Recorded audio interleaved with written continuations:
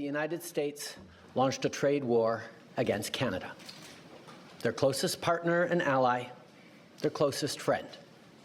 At the same time, they're talking about working positively with Russia, appeasing Vladimir Putin, a lying, murderous dictator. Make that make sense. Canadians are reasonable, and we are polite, but we will not back down from a fight. Not when our country and the well-being of everyone in it is at stake. At the moment, the U.S. tariffs came into effect in the early hours of this morning, and so did the Canadian response. Canada will be implementing 25% tariffs against $155 billion worth of American goods, starting with tariffs on $30 billion worth of goods immediately, and tariffs on the remaining $125 billion of American products in 21 days' time. Encore aujourd'hui, on se voit forcé d'imposer des droits de douane de 25% to introduce 25% tariffs on $155 billion of U.S. merchandise. De marchandises américaines, excusez-moi. $30 billion will come into effect immediately, and in 21 days, $125 billion of U.S. merchandise will be hit. Be challenging these illegal actions by filing dispute resolution claims at the World Trade Organization and through the USMCA. But in the meantime, our tariffs will remain in place until the U.S. tariffs are withdrawn, and not a moment sooner. And should these tariffs not cease, we are in active and ongoing discussions with provinces and territories to pursue several non-tariff measures, measures which will demonstrate that there are no winners in a trade war. Now, just like I did a month ago, I want to speak first directly to the American people. We don't want this. We want to work with you as a friend and ally. And we don't want to see you hurt either. But your government has chosen to do this to you. As of this morning, markets are down, and inflation is set to rise dramatically all across your country. Your government has chosen to put American jobs at risk, at the thousands of workplaces that succeed because of materials from Canada or because of consumers in Canada, or both. They've chosen to raise costs for American consumers on everyday essential items like groceries and gas, on major purchases like cars and homes, and everything in between. They've chosen to harm American national security, impeding access to the abundant critical minerals, energy, building materials, and fertilizers that we have and that the United States needs to grow and prosper. They've chosen to launch a trade war that will, first and foremost, harm American families. They've chosen to sabotage their own agenda that was supposed to usher in a new golden age for the United States. And they've chosen to undermine the incredible work we've done together to tackle the scourge that is fentanyl, a drug that must be wiped from the face of the earth. So on that point, let me be crystal clear. There is absolutely no justification or need whatsoever for these tariffs today. Now, the legal pretext your government is using to bring in these tariffs is that Canada is apparently unwilling to help in the fight against illegal fentanyl. Well, that is totally false. Let's look at the facts. Our border is already safe and secure. Far less than 1% of fentanyl flows and less than 1% of illegal crossings into the United States comes from Canada. But we acted. because we know we can always do better. We responded to concerns, including from the President, by implementing an ambitious $1.3 billion border plan. A border plan that includes generational investments in new AI and imaging tools to stop the flow of fentanyl in its tracks, stronger coordination and information sharing with American agencies, along with the deployment of drones, helicopters, and additional personnel to keep our border secure. Now, a month ago, as part of an agreement with the United States that paused the tariffs, we made further commitments.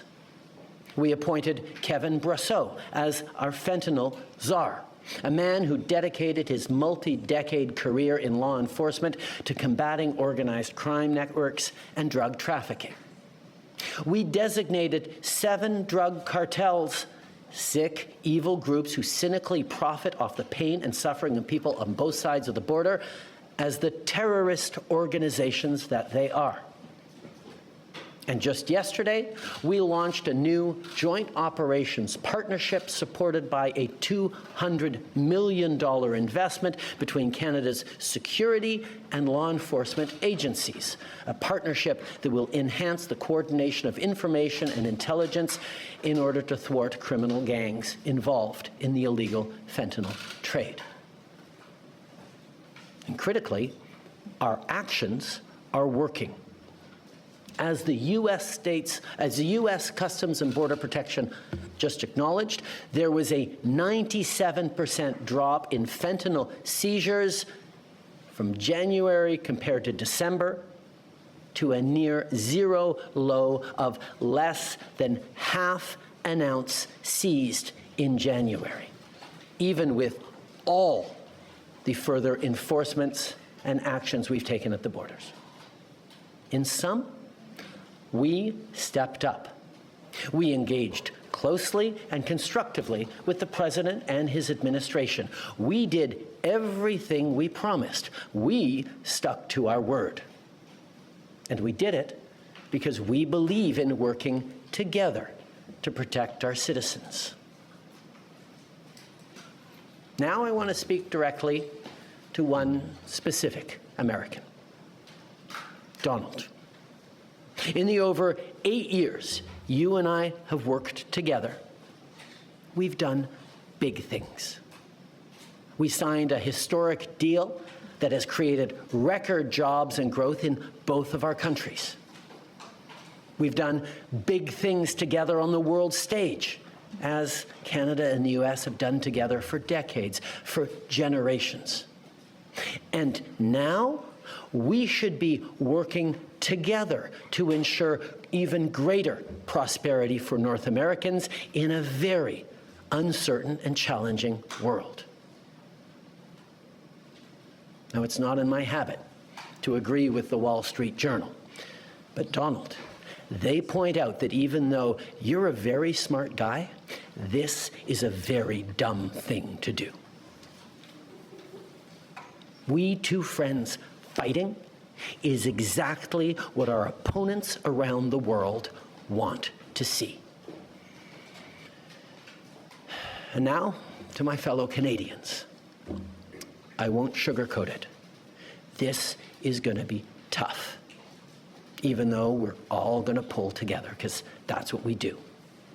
We will use every tool at our disposal so Canadian workers and businesses can weather this storm.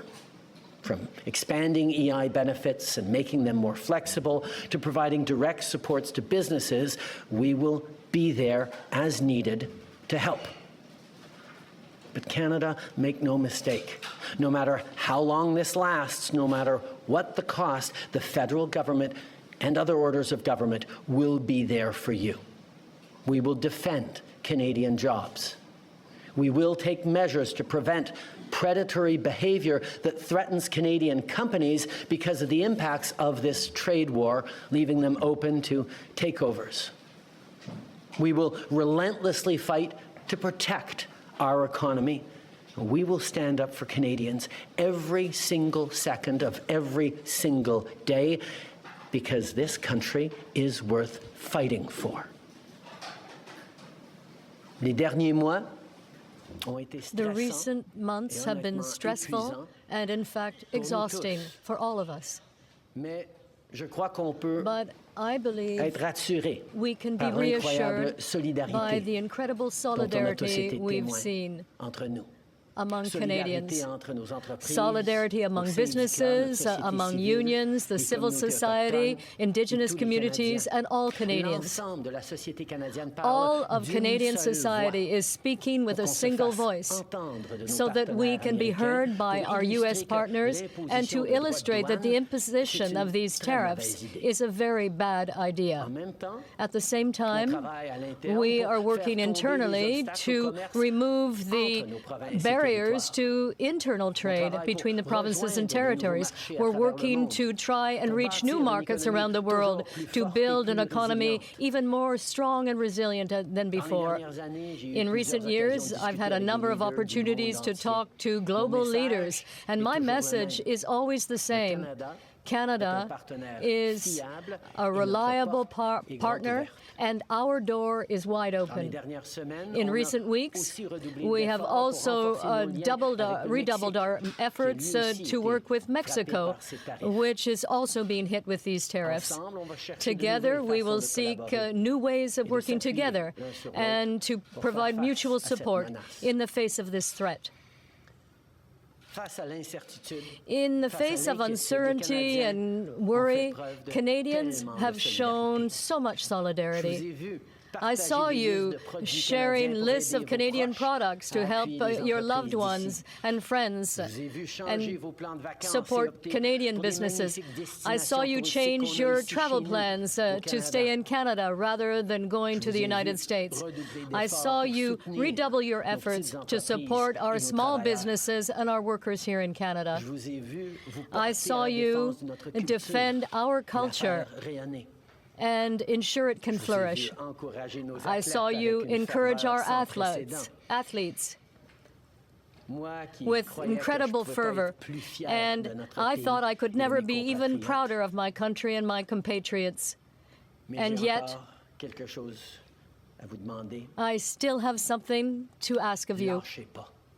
Do not give up. This is the time to redouble your efforts, to stand up for our country, to do everything we possibly can to choose Canada and defend Canada. Together, we will get through some tough times. But after seeing you and seeing your reaction in recent weeks, I have to say, I have never been as optimistic with respect to the future of our beautiful country, in spite of all the challenges we're facing right now. Canada remains the best country in the world. We have so many reasons to be proud of our home, to be proud of our land, but I'm especially proud of our ability to come together when that is required. Canadians of different backgrounds, who speak different languages, have different religions. But, you know, when it comes time to defending our country, we speak with a single voice and walk hand in hand. In spite of all, Canadians will always be relying on each other. Now, we've been through tough spots before. But every time we've faced long odds and seemingly insurmountable obstacles, we've not only survived, we've emerged stronger than ever. Because when it comes to defending our great nation, there is no price we all aren't willing to pay. And today is no different. Merci beaucoup, mes amis.